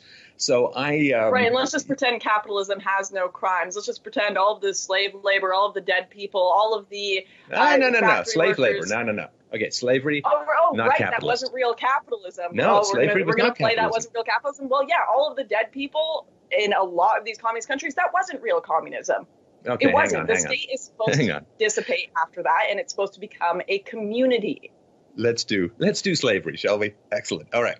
So slavery. Would you say, for instance, that ancient Egypt was a capitalist economy based upon your standards of sort of free market and free trade and private ownership of the means of production? No, I wouldn't, because I'm honest, unlike you, who won't admit that shooting people in a gulag has nothing to do with Marxism and everything to do with a crazy dictator. We'll get back to me being on the defensive in a moment, but right now, you would not. So you would say that there are times when slavery existed when capitalism didn't, right? Sure. Would you also say that, I'm not proving causality here, but would you say that the rise and spread of the free market was at least to some degree coincidental with the fall and erasure of slavery across most of the world? I don't know if I'd entirely agree with that. In fact, I'd say the war in the Civil War in America was mostly because the South didn't like the labor rights that were appearing in the North. And they liked their free market because their workers were literally working for free. So 2,500 years ago, slavery throughout most of the Western world, no capitalism, really, to speak of. Now, in the modern world, well, slavery, there are still a few tens of millions of slaves, which is a terrible thing, and they generally are in third world countries. There are no particular slaves in the West, except maybe perhaps in a few third world enclaves. So we do have the rise of the free market, particularly serfdom fell away. Serfdom fell away, which is a kind of localized slavery. Serfdom fell away. Slavery fell away. And there are very strong economic reasons for that, which is you can't, there's no point automating your labor if you have slaves. So when slavery began to fall away, there was an increased incentive to automate. It's the same thing like if you have massive amounts of third world immigration, you have less incentive to automate because wages stay particularly low. And so we do have a situation where as capitalism tends to spread, slavery tends to decline. And there's lots of reasons for that. It's impossible to efficiently allocate resources in a slave society. Capitalism requires self-ownership in order to establish property rights. Slaves don't have self-ownership and therefore go against the very definition of the free market. So the idea that you're going to try and conflate slavery with the free market, when the free market requires self-ownership, because you are the very first means of production that exists in your world, I think is specious and kind of sophisticated. If I go to a store near me and I want to buy a hat or some sandals or some trinkets, a hairbrush, anything, where's that going to be made? It's wherever you choose it to be made. It's probably going to be made in China, like most of the things in Consumers America. Are not passive, though. If you don't want to buy something made in China, you choose where it's made. People choose what they can afford. Now, people are pretending that America, there's no slavery, yada, yada, yada. No, you're just buying from people who own slaves, because a capitalist is going to look at the first person where they can buy the cheapest stuff, even if they're not enslaving someone themselves. They're sure as hell. Now, I think she's conflating with wanting to be a poor person, but wanting to have as much flashy things as a wealthier person. So you buy everything that is made in China, so you have as much as the person that bought everything that was handmade in America because you couldn't afford them. So you're making that choice because you want all that shiny stuff. So now you've made that choice to buy something from China. So you're at fault if you want to blame the stuff being made in China. So that's a choice. And I don't think that registers in her head. Buying the cheap stuff from people who are enslaving others. To pretend that capitalism has nothing to do with slavery, cheap labor, and workers' abuse is ridiculous. Let's just pretend JCPenney didn't have a store collapse on a bunch of slave workers in the third world. We can just pretend that didn't happen. We could just pretend there aren't the tiers of African kids on the diamonds you buy for your fiancés. Like, this is happening all over the first world. Things are being bought from third world slaves because capitalists are looking for the cheapest thing, not the most ethical thing, not the best thing for the community, not the things that are made with great craftsmanship and culture. They don't care about their community. They care about their freedom, because there's no responsibility in the eyes of people that are purely capitalistic. There's no responsibility to create a good society, a community, to have any other values, any leisure time, anything meaningful in life other than those charts. And people are just numbers to them. They're just statistics on their charts, and they're just the numbers they can get. The lower the numbers can, it doesn't matter who's enslaved. It doesn't matter who is making 2 cents an hour to pay for it. Like, it's ridiculous to assume that capitalism has nothing to do with that. It's so strange to me, Lauren, when people say people buy the cheapest stuff they can possibly find. How much was your computer? I work at a job where I have to edit stuff. Don't act like my work is the exact same as someone else's. Most people could you have bought a cheaper computer? Is there a cheaper computer could you have bought a 286 for $40 on eBay? Of course you could have. People buy stuff that is appropriate to their utility. This is why there are malls that have cheap stores. There are malls that have expensive stores. There are cheap beater cars and there are Maseratis. People buy a wide variety of quality. It depends on personal tastes. It depends on personal knowledge of things. It depends on your level of interest. Some people buy a Chromebook and other people pay $3,000 for a gaming machine because it suits their particular needs. And some people want stuff that lasts a long time and some people don't. Like when I was a student, I bought a futon. Now, it wasn't a terrible futon. It wasn't like I bought it third hand from Billy Idol's tour bus or something, but it was not a particularly great futon. Why? Because I knew I was going to keep it for university, and then I was going to sell it or junk it. I didn't need it for a long time.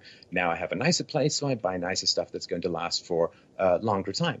And now the idea that everyone looks for the cheapest thing too is also not the case, because there are ethical funds and people accept lower returns on investment in order to pursue particular ethical goals. People buy green products. People buy products that are stamped fair trade, and they pay more for those things. And this is a matter of informing people and helping them understand where good things are. And even these boycotts can be problematic as well, because the boycotts tend to affect the workers out there in remote areas. If you want workers to be able to compete better with other workers around there, then you need them to be more free. You need them to be more free. The workers in China is an ex-communist, still semi-communist country. I'm not just talking about Berkeley. I'm talking about even further to the west. We're talking about China. It's terrible out there. You've got people jumping off roofs. This is not a free market. They don't even have a free market in sex, for God's sakes. You can't have more than one children without being able to put it in some wood chipper in the woods, Fargo style. So they don't have a free market out there. And it's still, even with all of that, they're infinitely better than they were off under, 30, 40 million killed under Communist Mao's Great Revolution. It's like, yes, they're not making a lot of money. They should be more free. There should be more competition there to raise their wages. But you know what they're not doing? As she rolled her eyes like, you got to bring up the bad parts of communism. Well, to have Marxism, you must initiate communism, which, well, you can't create a giant power over people and expect it. Well, it'll dissolve.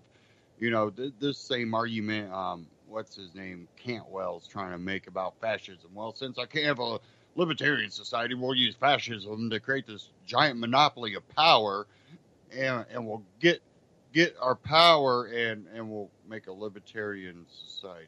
No, you can't. It doesn't work that way. You can't create giant swaths of power that are full authoritarian and expect them to go, okay, now that we've had control over society in its complete form where we could kidnap people and just shoot them, and you guys were okay with that because, well, we were getting rid of the bad guys. Well, guess what? We're not giving power up, and if you talk out, we'll just come and, in the middle of the night and kidnap you and shoot you. So, no, you can't do it. It doesn't work that way. When it does fall, it's after everybody's, hurting. Once everybody hurts and there's just no way out, it falls. Then you guys start from the ground up.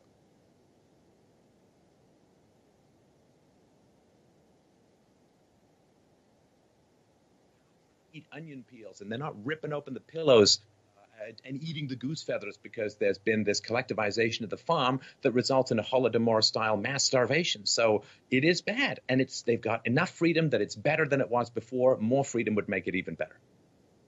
I'm not going to pretend that bad things haven't happened under so-called communist regimes. They have. Communism and how it's been practiced has not been perfect, but I'm extremely annoyed with this idea that you cannot admit that there are problems with capitalism.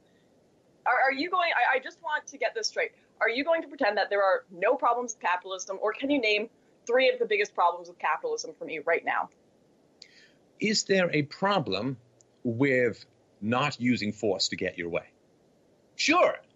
Sure there is. There's problems with people who want to use force to get their way. Capitalism means a respect for property rights and the non-initiation of force, the non-aggression principle. Respect other people's property, keep your word. And by property, I also include their sort of physical being, right? Don't hit them, don't beat them, don't rape them, and so on. Now, are there problems that come in a society with freedom? Sure there are. There are tsunamis. There are touchdown horrible things, tornadoes and things like that. There's hail. There's raining frogs. And people make bad choices. A woman marries the wrong man. She has 3 kids, and he takes off with some cocktail waitress.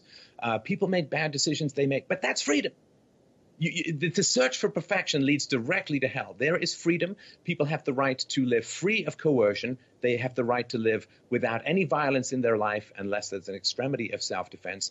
They have a right to not be pushed around by a big, giant, violent bureaucracy called the state. They have a right to self-ownership. They have a right to their property to dispose of it through charity or through giving it to their kids or however they see fit. Do problems arise in those societies? Sure, of course, people get sick, people get hit by buses, but that's not the issue. The issue is they're not institutional problems. They're the problems that naturally accrue from freedom. You lock your kids in the basement, they're never going to get a sunburn. That doesn't mean they're better off. Should you be able to sell heroin to a 5-year-old? Let's go to that one. Total free market. Should I be allowed to sell heroin to a 5-year-old? I can't imagine a situation wherein a parent would allow a 5-year-old to have the money to buy heroin, or that a 5-year-old would know what heroin is or how to get it or what to do with it. So I can't imagine such a situation. You may not be able to imagine it, but I sure as hell know when I was in high school, drug dealers came to our school and kids had money and jobs. I had a job at 13. I could buy drugs when I was 13 if I wanted to. And in the 19th century, But you said at 5 years old. That's not a high school student. You could buy cocaine when you were a 6-year-old. Do you know how? In Coca-Cola. One of the first ingredients in Coca-Cola was cocaine. And you could buy heroin, even in the post-Second World War period. You could get them like 3 for a quarter in London. Pharmacies and so on. So there has been times in the past where this stuff is widely available and is not particularly restricted. And you know what there wasn't? There wasn't a big giant opioid crisis. There wasn't a big giant set of drug addictions. There weren't ever escalating deaths from opioid addictions. That comes from the government funding healthcare. That comes from the government paying for all of these drugs. That comes from and general despair of people living in a dying society. But yeah, there have been times in the past where kids could go into drugstores and buy stuff. And you know what? They didn't. That should be allowed. And there was not much of a problem at all. Yes or no? You should be allowed to sell heroin to 5-year-olds. Yes or no? Compared to what? What do you mean compared to what? It's a yes or there's no no question. magic switch. There's no magic switch that you can just pull and say, now a magic force field goes up for every conceivable interaction involving things. Are drug dealers now somehow exempt because, well, they're not supposed to sell drugs in the first place, so then, they're really not going to sell to a 5-year-old. Because drug dealers now, I'm sure will sell whoever the hell gives them the money, except for, they don't tend to usually do that because it's wrong. It's one thing when someone's, a little bit more self-control and making their own decisions, but, you ain't going to get a 5-year-old hooked on it. And, you keep going from 5-year-old to a high school student. Hold on, where are we on this?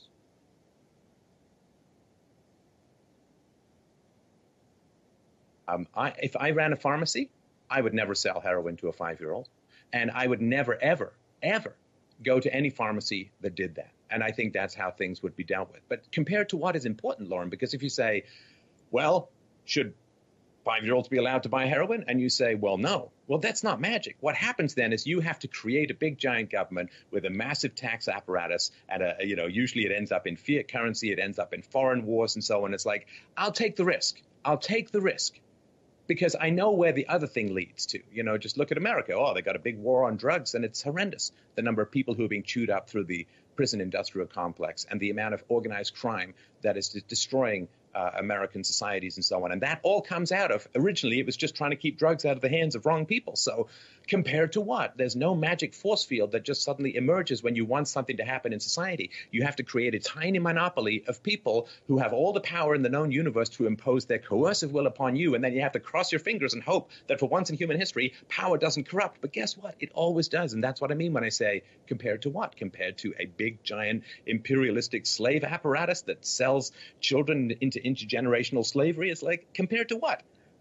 So your answer is yes to that. Okay, so let's say we get your perfect free market capitalist state that has no borders, all just free trade. What do you guys do when China decides they want America to be part of Russia? They want America to be part of China. What do you guys do? You going to free trade your way out of that one? Hang on. I'm saying, why would you imply no borders? Oh, isn't that a big disagreement? Why aren't borders a violation of the non-aggression principle, free movement of people? Good heavens, now. Don't you have borders around your room right now? We have borders around your screen. I mean, you don't allow people into your house right now. You have borders around your house. When you have a car, you lock the car, you have borders around your car. So private property is your borders. I mean, guess what? imagine this.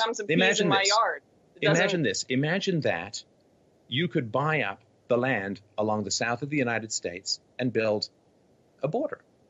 I mean, I guarantee you, if that were possible legally, then you would have had the wall that Trump is talking about. This wall would have been built decades ago, if not half a century ago, because that's what people want to do. They want to protect the stuff that they have. Of course, in a free society, there's no welfare state, which means that there's not this massive incentive to go into that society. But you can have complete borders when it comes to a country. You can just have people buy the land and say you can't cross the land. You can buy the land and build a wall. I mean, so compared to what? Again, it's compared to what? Compared to the wonderful borders that are going on in Canada and America and France and Germany and Greece and Italy and Spain. These places have no borders and they have giant governments. What are you going to have McDonald's buy up all of the borders on the coast and make you buy? Okay. And she goes right back to, corporations, corporatism. That's not free market. Buy a Big Mac if you want to go past it and create the McWarlords to protect America. Like, what is the plan here?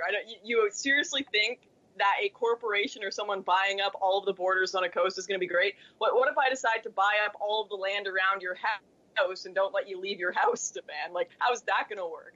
I'll shoot you if you go on my property. But see, all of these questions, you ask me like I'm the free market. You know, it's like, oh, yeah, Lauren, how do you build a cell phone? Oh, you don't know how to build a cell phone? I guess there's no such thing as a cell phone. Then is there? Because you don't know how to build one. I don't know. I know that people should be free. I also know that I would never buy a house unless it had guaranteed access to a road. Right? I mean, of course. I mean, I wouldn't bother buying that because I wouldn't want some. I would buy the land that is between me and the road. Right. And so the idea that someone's going to buy, I mean, these things could be easily solved in the free market through contracts.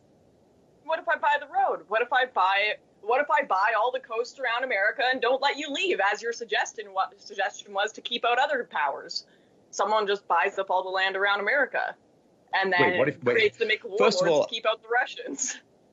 Okay, not someone's going to buy all the land around America. Multiple people would, and then they would give access. Because one person might own a chunk of the border and says, no one can cross my border.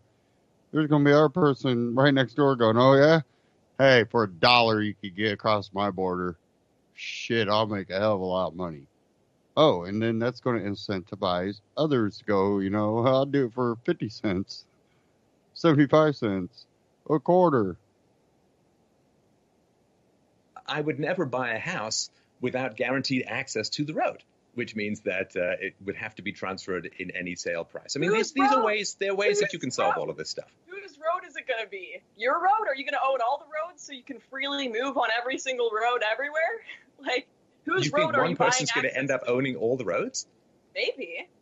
Monopolies sure happen. So this is the idea that in the free market, you end up with a monopoly. Because you see, you're so alarmed and scared and terrified of the possibility of a monopoly. A monopoly. Monopolies were created by government. A lot of people don't understand that because, Rockefeller, oil, Standard Oil, and, it was the government that came in and broke up Standard Oil because they had a monopoly. Well, they had a monopoly because Rockefeller used the government to get the monopoly. He wouldn't have been able to even have the monopoly because of the free market. It was that he used government to get around the free market and people not wanting to give up property for less than what they wanted. Oh, you don't want to just give it up, or hey, I'm not moving. I like my house, or I like my property. I like my farm. I'm not moving. Well, guess what? You're on oil. He used government to get his monopoly. And then he used government to fake breaking up his monopoly. Help write the law to break up Standard Oil, where every company that came out of it, he had the ownership of. It was fake. She's believing in fake history because they don't teach you all that. Monopoly existed until government came in and broke up monopoly when they broke up Standard Oil, and we got laws against monopolies. Oh, you still have monopolies. Now you know what they call them to get around the monopoly law? They call them regulated monopolies. They're still monopolies. You want to see one regulated monopoly? Look at the power grid. They give permission for one company to put lines up in service. What's breaking the monopoly? The ability for solar, wind, and battery backup generators. That's the only thing that allows you to break the monopoly. Same with cable companies. I'm playing just a couple more minutes here. With a lot of unchecked power, but somehow you think the state, which is a monopoly with a massive amount of unchecked power, is the solution to a possible monopoly. You will institute a giant Sauron-style monopoly in society in order to ward off the potential devil of a free market monopoly, which, by the way, has never once been shown in economic history to arise without the power of the state behind it. When you get monopolies in the, quote, free market, it is always because the monopolies ally themselves with the power of the state, and they create protectionist barriers, they create licensing, they create monopolies through the power of the state. There's not one example in history of a monopoly being created and sustaining itself in the free market. Because a monopoly, of course, what do? They raise their prices. That's what they want a monopoly for. That invites in competition. They can only raise their prices if they can collude to keep competition out, and they can only do that through the power of the state. So you're talking about using the state to control a boogeyman that has only ever arisen in history as the result of the state. And basically what I was saying, I'm going to stop it there. There's an article on Reason. I urge people I didn't cover this because, well, I just kind of wanted to show the argument of Marxism. But article Reason.com, updating America's tax code can help gig economy workers new at Reason. Go check that out. That's a new article at Reason. It's in the Hit and Run blog section. Now, in history, in any type of free market history, monopolies have attempted to be created, but they're not. They're quickly knocked down because free market situations.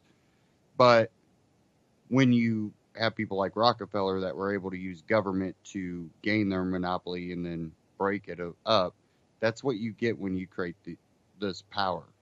So that's exactly what you're going to get. I want to thank everybody for tuning in tonight. Don't forget to go to ucy.tv, click the Amazon button down towards the bottom or the support button. Shop Amazon through ucy.tv and help support UCY without paying any higher costs or higher shipping rates. Get the same great deals, and you're helping out alternative media. And, we are the alternative mainstream media, which just keeps putting out the same agenda, no matter what station you turn to. Just like the reversal of DACA is cruel. That's the new word, cruel. Everybody's saying it. Watch any station, any of the pundits. Cruel. Same word. I think they got all the same talking points. Thank you all. Stay tuned here on ucy.tv.